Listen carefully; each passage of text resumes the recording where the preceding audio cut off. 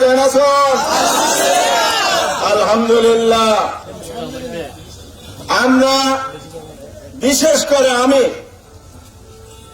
দীর্ঘ 12.5 বছর এই মাটি মানুষের ভালোবাসা থেকে বঞ্চিত হয়েছে।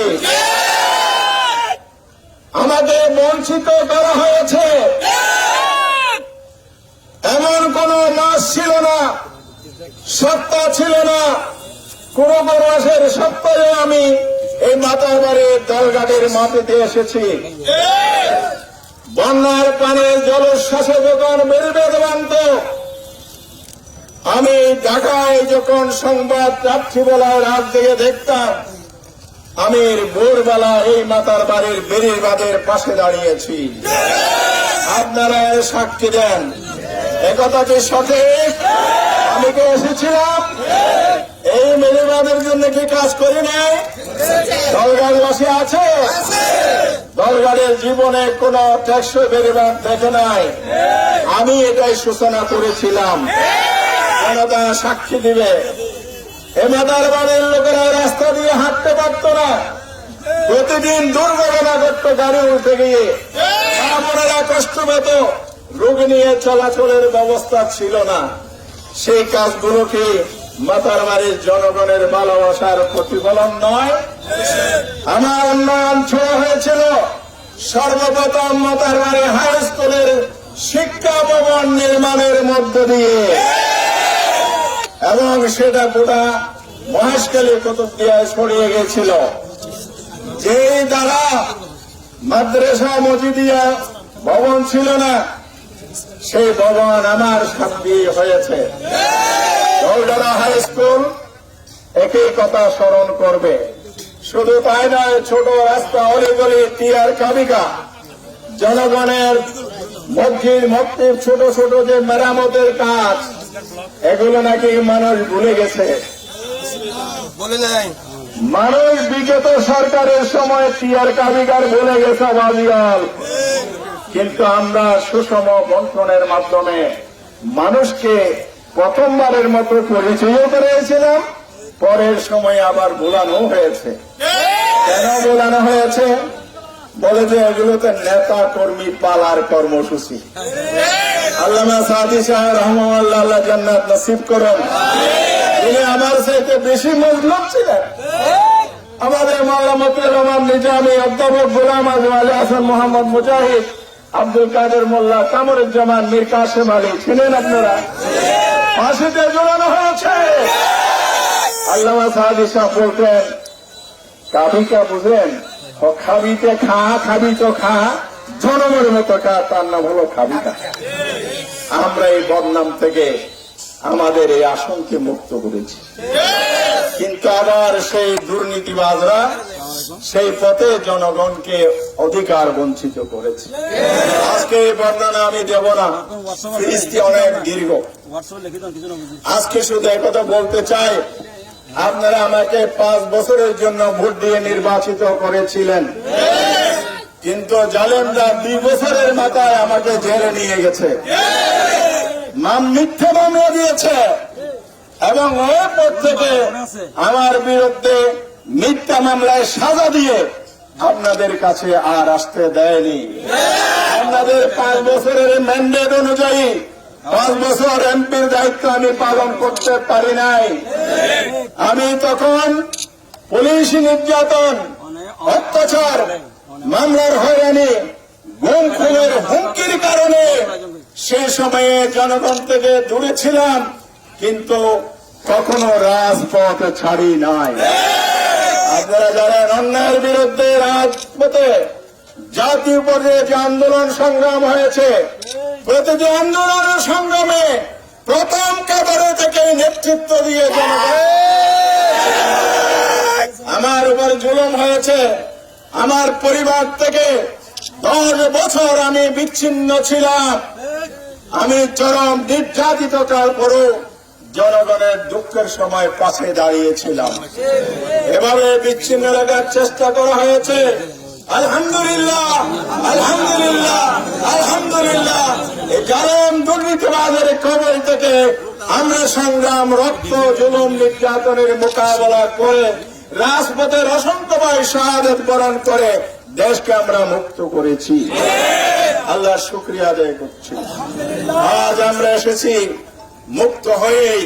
প্রথমবারেই আমি যখন বাইরে আসার সুযোগ পেলাম, সর্বপ্রথম আমার মাতার বাড়ির ভাইদের কাছে আমি এসেছি। মাতার বাড়ি আমার শিশুবেলার কৈশোর জীবনের, ছাত্র জীবনের স্মৃতি। আমি এটাকে ভুলতে পারি না। এই জন্য আমি বারবার স্মৃতি মনে পড়ে বিদায় এখানে ছুটে আছি। মাতার বাড়ির মানুষ আমাকে ভালোবাসে, এই জন্য আমি ছুটে এসেছি আপনাদের দুঃখ দুর্দশার খোঁজ নিতে। আগামীতে ইনশাআল্লাহ এই দ্বীপগুলোকে আরো বেশি উন্নত দ্বীপে পরিণত আমরা করব। আপনারা কি আমাদের সহযোগিতা দেবেন? আপনাদের প্রতি অবিচার হয়েছে আমি জানি।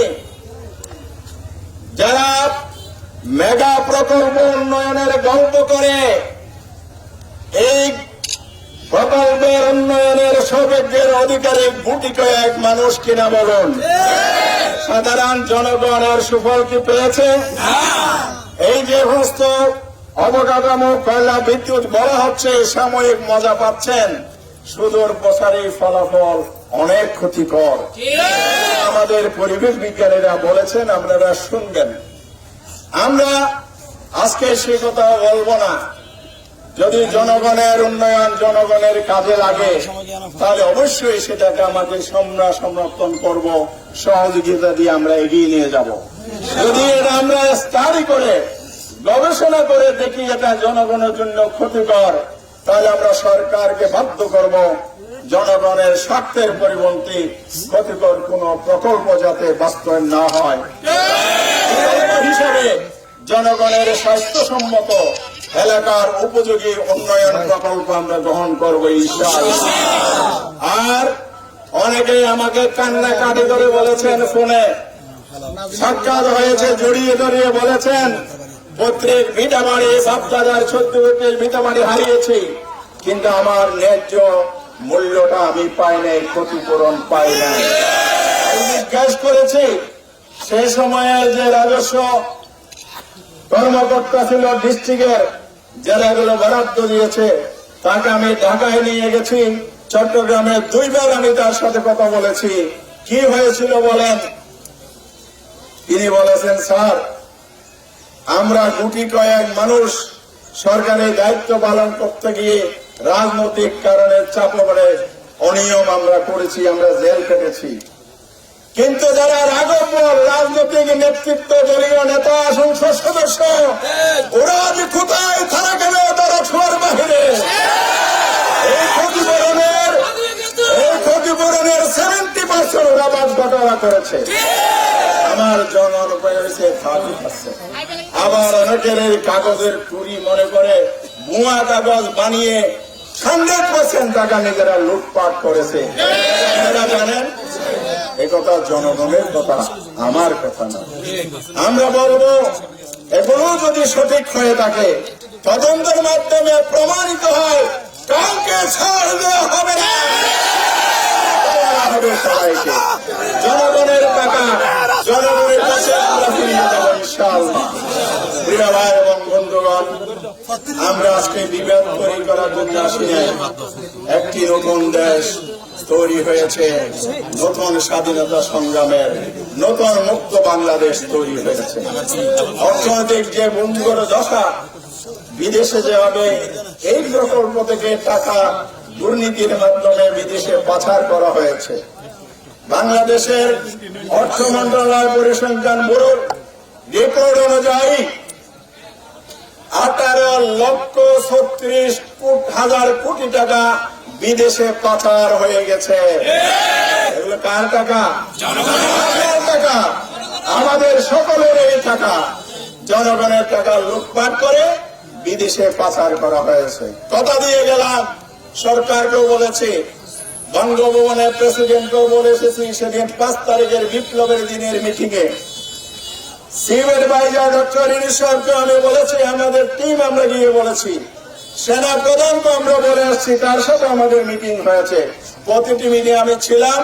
আমরা বলেছি যারা দুর্নীতি করেছে দেশের অর্থনীতি ধ্বংস করেছে, কোন খারাপি করেছে, তদন্তের মাধ্যমে প্রমাণ হলে সবাইকে বিচারের কাঠ গড়ায় দাঁড় করাইতে হবে। আমরা আইন হাতে তুলে নিতে চাই না। দেশে আইন আছে, সরকার আছে, বিচার হবে, বিচার অনুযায়ী সাজা হবে। এই জন্য জনগণ অধিক আগ্রহে প্রত্যাশায় অপেক্ষা করছে, ঠিক কিনা? জনগণের ভাষা বুঝুন, জনগণের কথা বোঝার চেষ্টা করুন। না হয় আগের যারা যেই পথে গেছে পরবর্তীতে সেই পথ ধরতে হবে, জনগণ কিন্তু ছাড়বে না। এবার আমি শেষ করছি, অনেক জায়গায় যেতে হবে, মাতার বাড়ি আমার প্রাণের জায়গা। এই জন্য আজকে ওনারা বারবার সংক্ষেপ করার কথা বললেও আমি কেন সংক্ষেপ করতে পারছি না। তারপরে তো সংক্ষেপ করতে হবে, অন্যদেরকে তো সুযোগ দিতে